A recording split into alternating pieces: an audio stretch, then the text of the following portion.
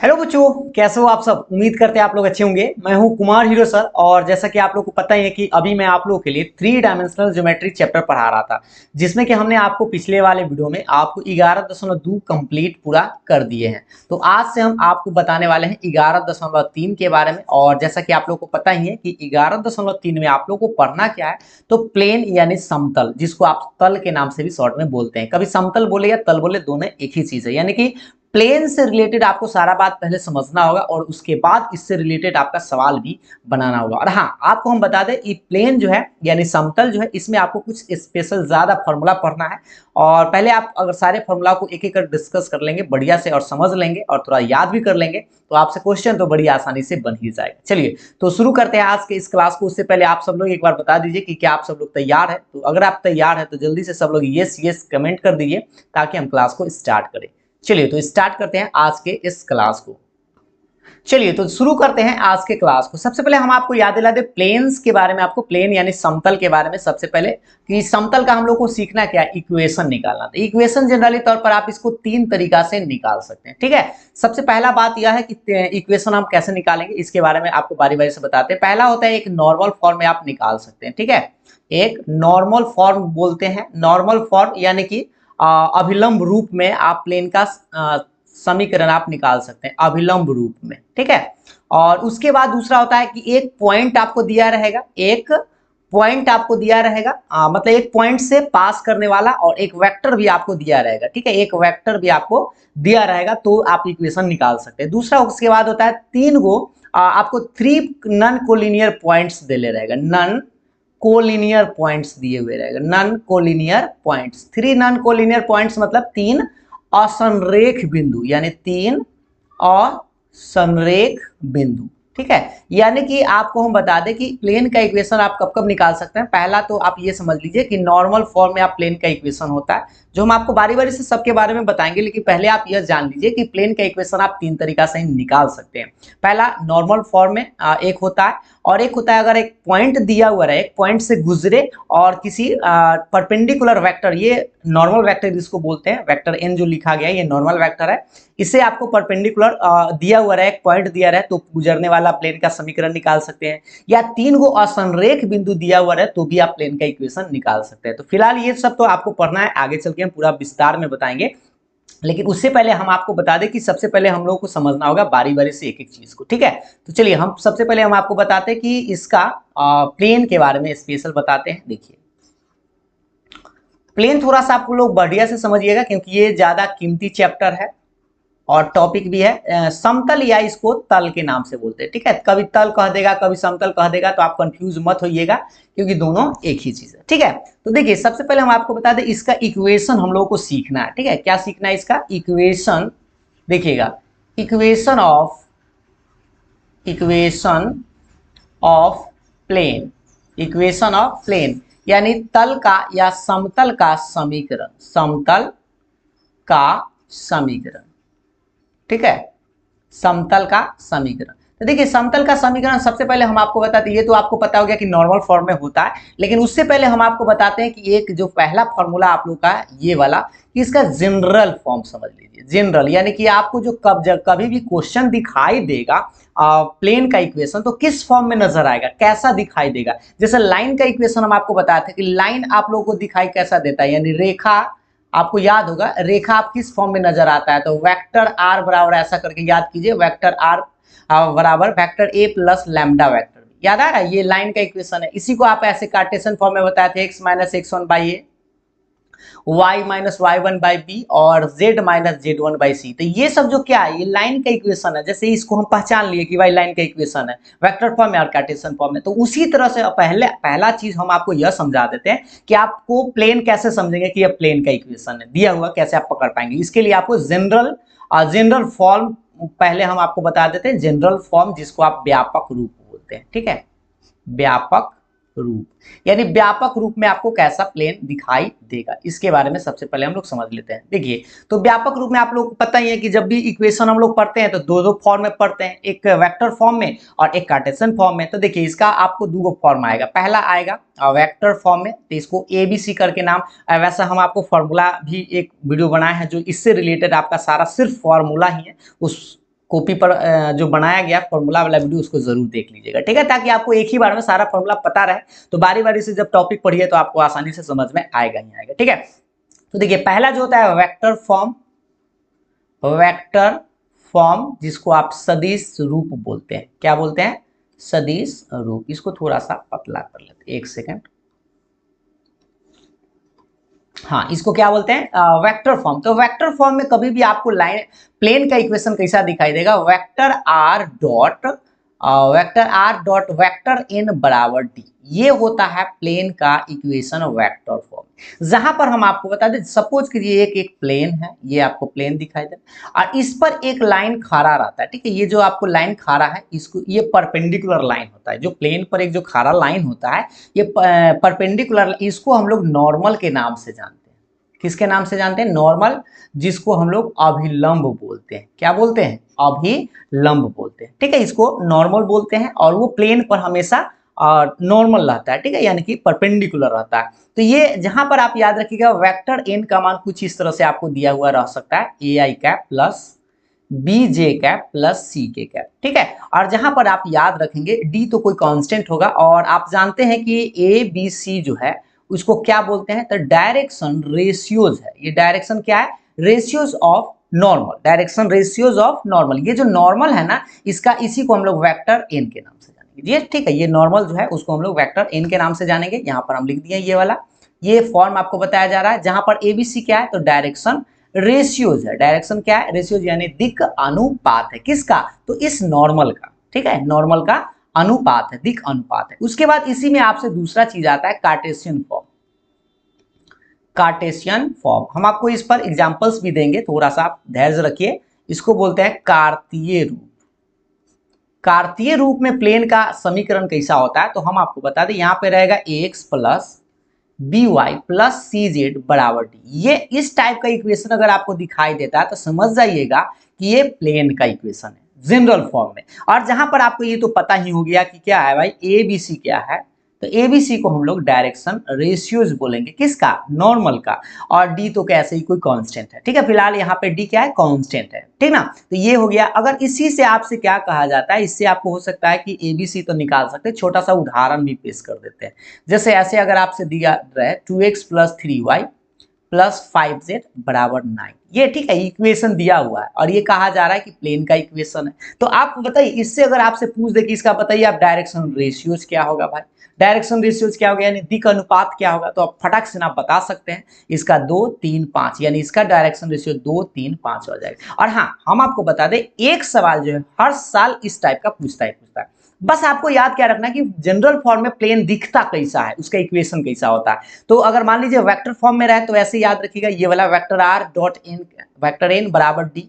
और यही Cartesian form में तो x plus b y plus c z बराबर डी, ये जनरल फॉर्म हम लोगों को पढ़ना है। फिर नॉर्मल फॉर्म भी आपको हम बताएंगे, ठीक है। जहां पर ये याद रखिएगा वेक्टर एन क्या है, तो ये नॉर्मल है किस पर, प्लेन पर, ये जिसको अभिलंब के नाम से जानते हैं। जहां पर एबीसी क्या है, तो डायरेक्शन रेशियोज है, ठीक है। इस पर भी एक फॉर्म आपको बता देते हैं, ऐसे आपको लिखा दिखाई दे सकता है, वेक्टर आर डॉट, ये जो वेक्टर एन है उसका मान कोई हो सकता है 2i cap plus 3j cap plus 5k cap, ऐसे, और बराबर के बाद कुछ 10 या 20 कुछ कांस्टेंट ऐसे करके। तो आप यहाँ पर देख लेंगे, ऐसे भी आपको दिखाई दे सकता है प्लेन का इक्वेशन, तो ये वेक्टर फॉर्म में है, मतलब वेक्टर रूप में है। और ये जो ऐसे भी आपको दिखाई दे सकता है, तो इसको हम लोग क्या बोलेंगे, कार्तीय रूप में, ठीक है। बात समझ में आ गया। ये जो मान होगा यहाँ जो आपको दिखाई देगा, ये वेक्टर एन का होगा और ये जो है डी का मान होगा, ठीक। तो इससे आपको एक ही चीज याद रखना है कि इससे आपको डायरेक्शन रेशियोज पूछा जाता है। जैसे एक छोटा सा और बात कर लेते हैं, इस साल का हम सवाल आपको बताते हैं। 2022 में एक छोटा सा सवाल पूछा गया था, हम आपको याद दिला देते हैं। देखिए ये सवाल है आप लोगों का,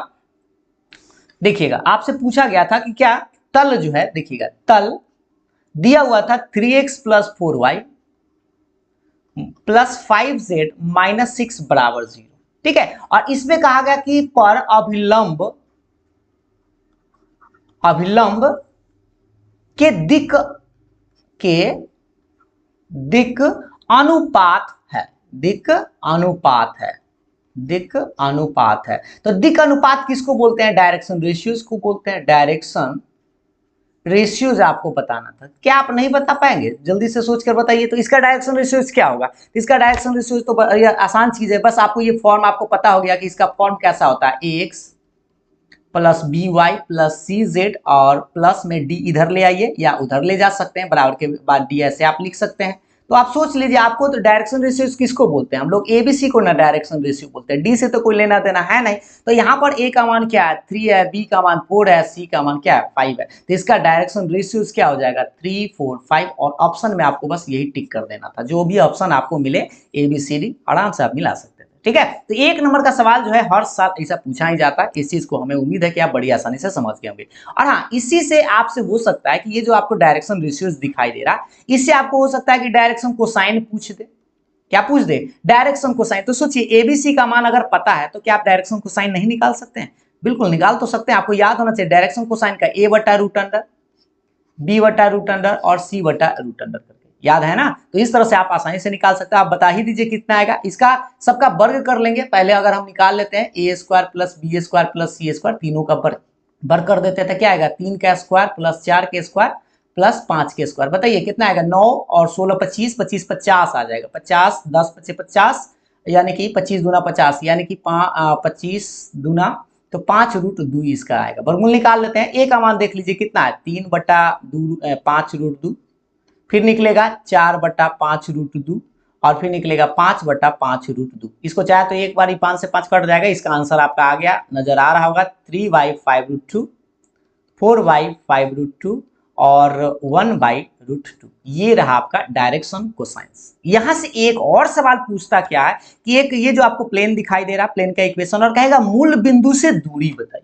ठीक है, तो मूल बिंदु से दूरी कैसे निकालते हैं यह भी हम आपको इसी में बता ही देते हैं। देखिए मूल बिंदु से दूरी अगर आपसे पूछे तो यहां पर याद रखेंगे P, मूल बिंदु से दूरी को हम लोग P से डिनोट करेंगे, आगे हम आपको नॉर्मल फॉर्म में बताएंगे, लेकिन थोड़ा सा यहां पर भी जान लीजिए P बराबर याद रखेंगे D बटा √a square plus B square plus C square.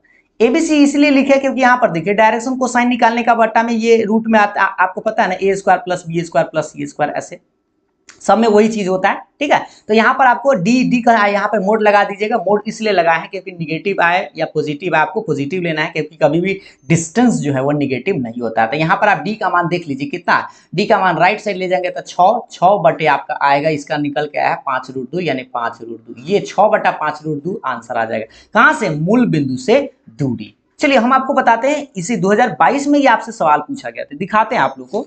2022 में ये आपसे सवाल पूछा गया था। देखिए सवाल ये था कि मूल बिंदु से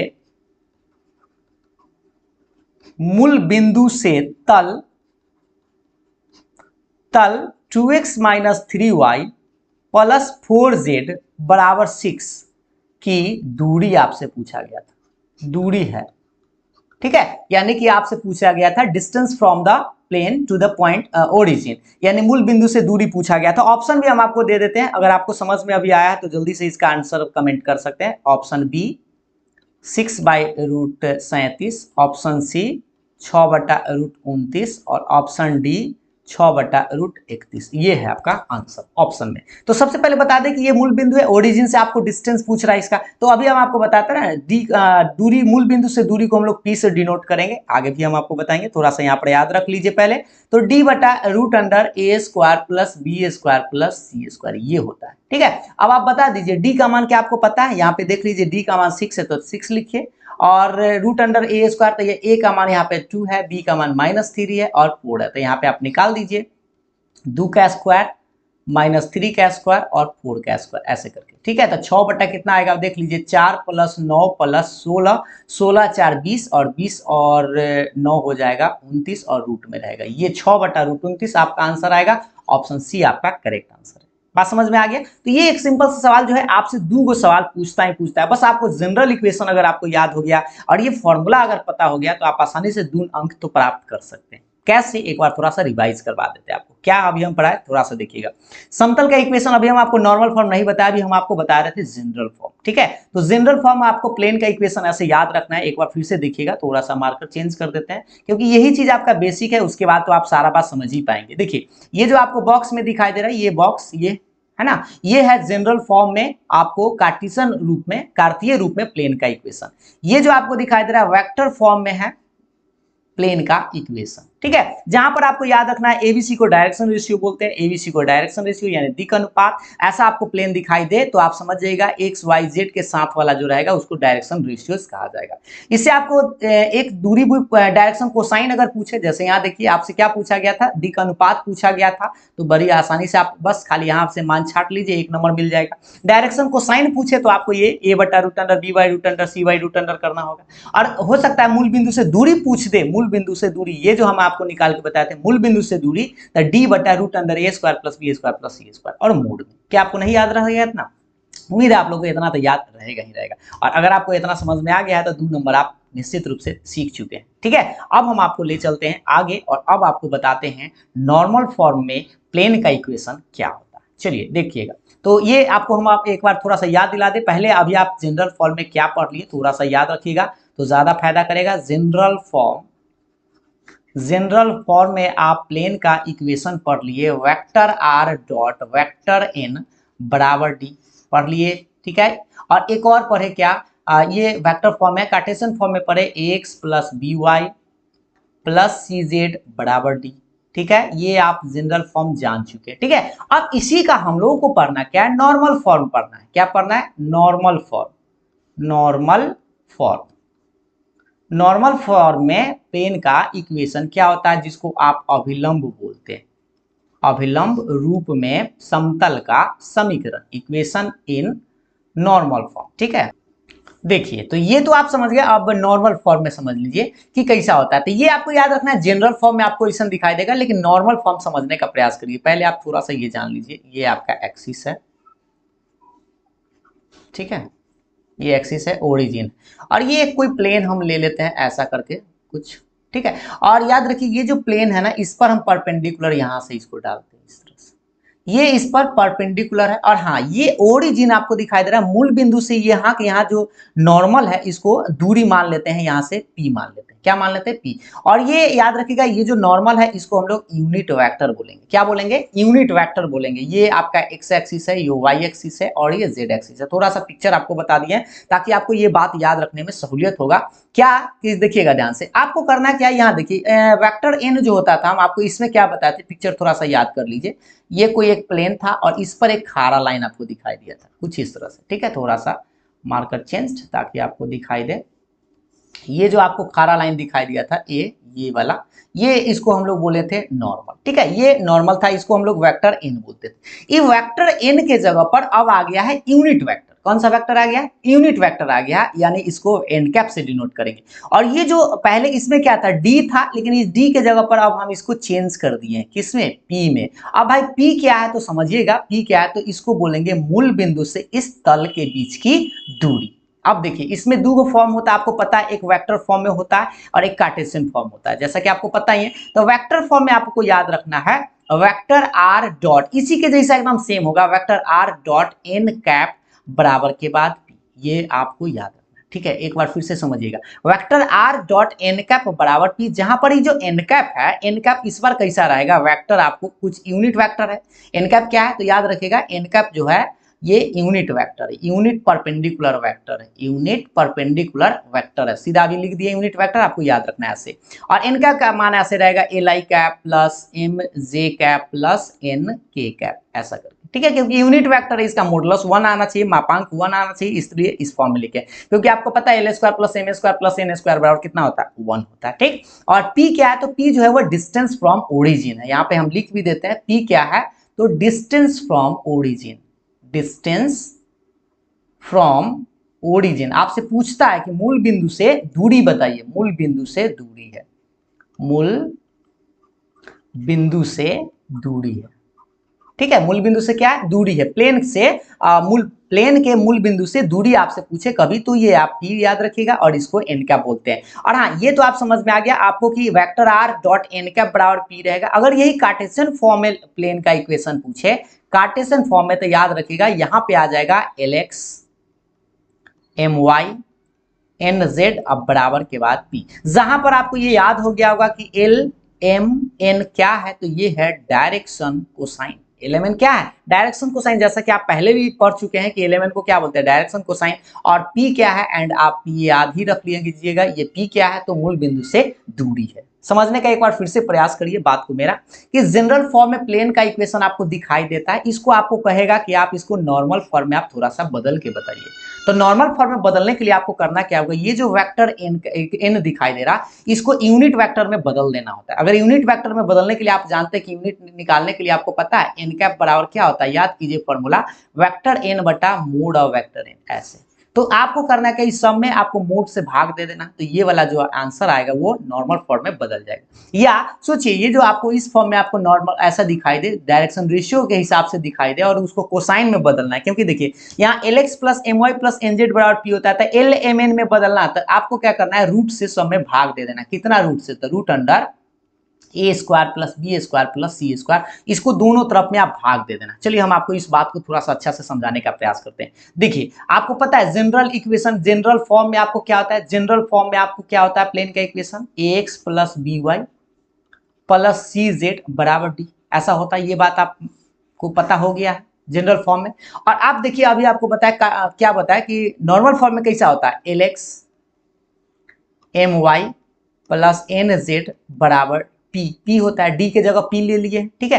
अब हम आपको बताते हैं कि अगर मान लीजिए क्वेश्चन आपका ऐसा रहे, नॉर्मल फॉर्म में ना बल्कि जनरल फॉर्म में रहे, व्यापक रूप में रहे, और उसको कहे कि नॉर्मल फॉर्म में आप बदलिए, तो सबसे पहले आप क्या करिएगा, सब में आप डिवाइड कर दीजिएगा। डिवाइड क्या कीजिएगा, under root a square plus B square plus C square से, इस सब में। तो देखिए इसको डिवाइड करेंगे, a by root under a square plus B square plus C square into x plus b by root under a square plus B square plus C square into y plus C by root under a square plus B square plus C square z, और बराबर के बाद भी आपको divide करना होगा, तो root under a square plus B square plus C square, क्योंकि डिवाइड हम दोनों तरफ किए। अब आप बताइए कि क्या आया, ये आपको पता है ए बाई रूट अंडर क्या होता है, आपको पता होना चाहिए, एल होता है। एल का मान नहीं बताया गया, डायरेक्शन को साइन कैसे निकालते हैं, ए बाई रूट अंडर करके।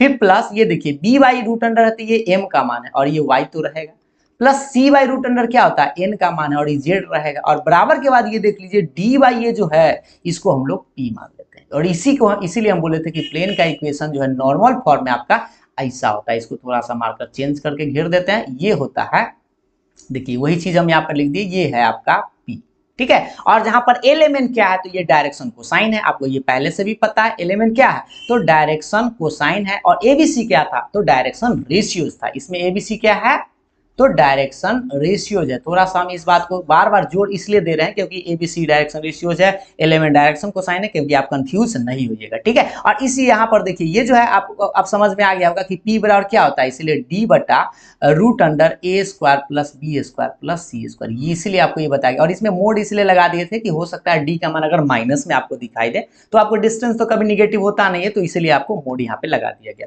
यही फॉर्मूला हम आपको पहले भी आपको बताया था कि कैसे मूल बिंदु से दूरी निकालिए, ठीक है। अब एक छोटा सा उदाहरण पे भी हम आपको बता देते हैं, थोड़ा सा और बेहतर से आपको समझ में आ जाए। जैसे मान लीजिए कि आपसे इस फॉर्म पर हम आपको बताते हैं, क्वेश्चन देते हैं, जैसे देखिए 2x plus 3y plus 4z बराबर 8 दिया हुआ है, ठीक है। ये आपको प्लेन का इक्वेशन दिया हुआ है। याद रखिए कि जब कभी भी क्वेश्चन आपको दिया हुआ रहेगा तो वो जनरल फॉर्म में होता है। किस फॉर्म में होता है, तो जनरल फॉर्म में होता है, जनरल फॉर्म में होता है, ठीक है, यानी कि व्यापक रूप में होता है, व्यापक रूप में समतल का समीकरण। और इसको अगर आपसे कह दिया जाए कि इसको आप चेंज करिए नॉर्मल फॉर्म में, नॉर्मल फॉर्म में आप बदलिए, अभिलंब रूप में इसको आप बदलिए, अभिलंब रूप में इसको आपको चेंज करना, ठीक है। ये बात तो आप समझ गए, क्वेश्चन समझ गए ना सबसे पहले। अब देखिए इसको नॉर्मल फॉर्म में हम कैसे बदलेंगे, तो देखिए ये जो आपको पता है कि ए किसका मान ऐसे है, ax plus b y plus c z बराबर डी, ऐसा करके आपको दिया हुआ है, ठीक है। और आप क्या करिएगा, यहाँ पे ए का मान, बी का मान, सी का मान स्पष्ट दिखाई दे रहा है, डी का मान दिखाई दे रहा है। तो नॉर्मल फॉर्म में क्या होता है, आप नॉर्मल फॉर्म तो ये पता हो गया, L plus M Y plus N Z बराबर पी होता है। ये धीरे धीरे आपको ये सब याद हो जाएगा, बड़ी आसानी से आप देखते रहिए, समझते रहिए, ठीक है। देखिए तो सबसे पहले हम इसको क्या करेंगे, आप डिवाइड करिएगा, डिवाइड वाई अंडर रूट किससे डिवाइड करिएगा, a square plus B square plus C square, ऐसा करिए। इसका मान ही निकाल लीजिए, ए का मान यहाँ से देख लीजिए क्या है, 2 है, तो 2 का स्क्वायर, 3 का स्क्वायर, 4 का स्क्वायर, कितना आएगा भाई देख लीजिए, 4 प्लस 9 प्लस 16, 16 4 20 और 9 29, यानी रूट 29 आएगा। आपको करना क्या, इस सब में रूट 29 से डिवाइड कर देना, तो 2/√29x, 3/√29y प्लस 4/√29z और 8/√29 दोनों तरफ भाग देना है। अब आप देखिए ये जो वैल्यू आपको दिखाई देगा ये LX है, ये My है और ये NZ है और ये बराबर के बाद P है। बात समझ में आया? ये होता है फॉर्म पर आप बदल दीजिए, जैसे ही डिवाइड कर दीजिएगा तो ये नॉर्मल फॉर्म में कन्वर्ट हो चुका है। और इससे अगर आपसे पूछे कि इसका डायरेक्शन कोसाइन बताइए तो डायरेक्शन कोसाइन ये सब आ जाएगा, ये वाला 2/3 और 4 ऐसे करके। तो 2/√29, 3/√29 और 4/√29 ये। और इसी से अगर आप पूछ दे कि मूल बिंदु से दूरी बताइए, डिस्टेंस फ्रॉम ओरिजिन, P याद रखिएगा, P किसको बोलते हैं? डिस्टेंस फ्रॉम ओरिजिन, मूल बिंदु से दूरी। तो ये जो वैल्यू है ये 8/√29 प्लस में तो है, ये है, आपको मोड लगाने की जरूरत ही नहीं है, ये आपका आंसर है। समझ में आए? तो नॉर्मल फॉर्म, जनरल फॉर्म को आप नॉर्मल फॉर्म में कन्वर्ट करना होता है, आप आसानी से कर सकते हैं। और आपसे दो सवाल यहाँ से पूछता है डायरेक्शन क्वेश्चन। देखिए ये क्वेश्चन अगर आपको दिया हुआ है तो 3 तरह के सवाल आपसे पूछ सकता है। पहला तो आपसे डायरेक्शन रेशियो भी पूछ सकता था, सिंपल सवाल कि डायरेक्शन रेशियो पूछता था, 2 3 4 आंसर हो जाता। डायरेक्शन कोसाइन पूछे तो आप इसको भाग देकर बना लीजिए, या वही जो डायरेक्ट आप a/√अंडर, b/√अंडर, c/√अंडर करके भी निकालिए, बात इतना ही आएगा। ठीक है, बात तो एक ही चीज है। और P बराबर के बाद में आप अगर मान लीजिए P का मान निकालना चाहे तो इस फॉर्मूला का डायरेक्ट आप यूज करके भी बना सकते हैं, d/√a² plus b² plus c²। और उम्मीद है आपको ये सब आप बात धीरे धीरे याद हो रहा होगा, निकाल सकते हैं, या डायरेक्ट आप भाग दे दीजिए, फॉर्म में बदल लीजिए और यहाँ जो x y और z के जो साथ में रहेगा उसको डायरेक्शन कोसाइन बोलेंगे और बराबर के बाद जो रहेगा उसको मूल बिंदु से दूरी बोलेंगे। क्या आपको यहाँ तक मेरा बात समझ में आया? एक बार सब लोग जल्दी से यस कमेंट कर दीजिए और हमें उम्मीद है कि आप लोग को समझ में तो आया ही। ठीक है, अब एक छोटा सा और प्रश्न हम आपको बता देते हैं, क्या समझिएगा ध्यान से। देखिए ये आज हम आपको बेसिक चीज बताएं, ज्यादा बताने का प्रयास अभी नहीं किए हैं, बस 2 ही चीज आपको बताए हैं। एक बार फिर से हम आपको याद दिला देते हैं क्या बताए हैं। देखिएगा, पहले तो आपको बता दिए कि ये जनरल फॉर्म है और ये है नॉर्मल फॉर्म। ठीक है, जनरल फॉर्म को आपको नॉर्मल फॉर्म में बदलने के लिए कहा जा सकता है।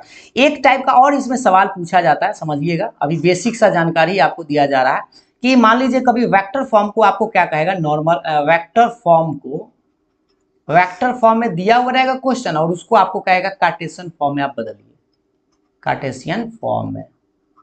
ठीक है, कार्टेशियन फॉर्म आप समझते हैं, यानी कि आपको सदिश रूप में क्वेश्चन दे ले रहेगा, सदिश रूप में रहेगा क्वेश्चन और इसको आपको कहेगा कार्तीय रूप में बदलिए, कार्तीय रूप में। ठीक है, या हो सकता है कार्तीय रूप में क्वेश्चन रहेगा, सदिश रूप में बदलिए। जैसे आप ये समझ गए होंगे ना कि प्लेन का इक्वेशन ऐसा रहता है, वेक्टर r डॉट ऐसा करके, ठीक है, ऐसे रहेगा 2i plus 3j plus 5k, कुछ भी यहाँ पे कोई वेक्टर और बराबर के बाद कोई अंक, मान लीजिए 10 है।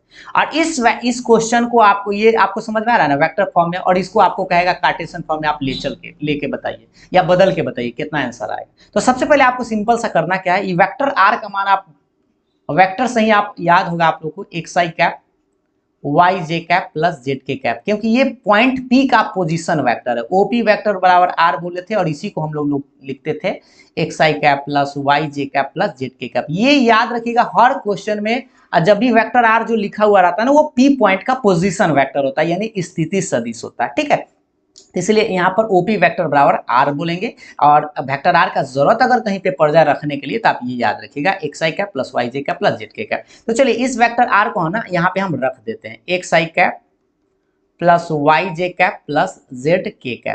ठीक है, और उसके बाद ये डॉट छोड़ देते हैं और ये 2i प्लस 3j और प्लस में 5k और बराबर के बाद 10 रहेगा।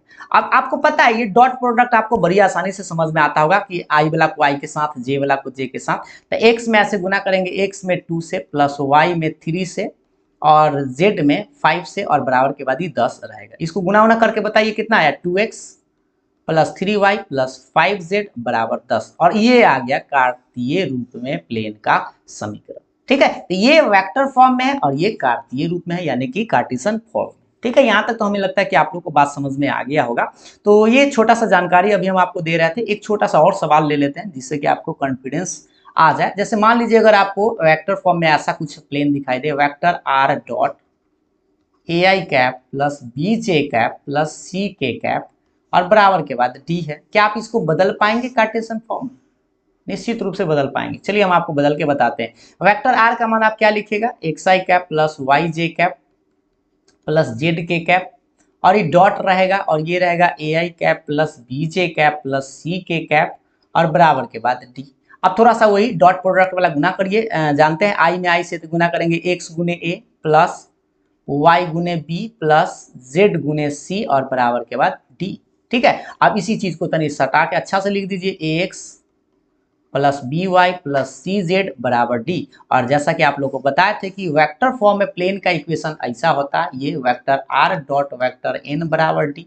याद हो गया, ये प्लेन का इक्वेशन है। किसका इक्वेशन है, प्लेन यानी कि तल का समीकरण। किस फॉर्म में, वेक्टर फॉर्म में। ठीक है, और जनरल तो है ये बात तो आपको समझ में आ गया। और ये क्या है, कार्तीय रूप है यानी कि कार्टेशियन फॉर्म है, कार्टेशियन फॉर्म में कार्तीय रूप में समतल का समीकरण। क्या आपको यहाँ तक मेरा बात समझ में आया? एक बार जल्दी से सब लोग बता दीजिए, क्योंकि आज हम आपको एक बार रिकैप करा देते हैं। छोटा सा जानकारी, आज दो ही जानकारी आपको दिए हैं।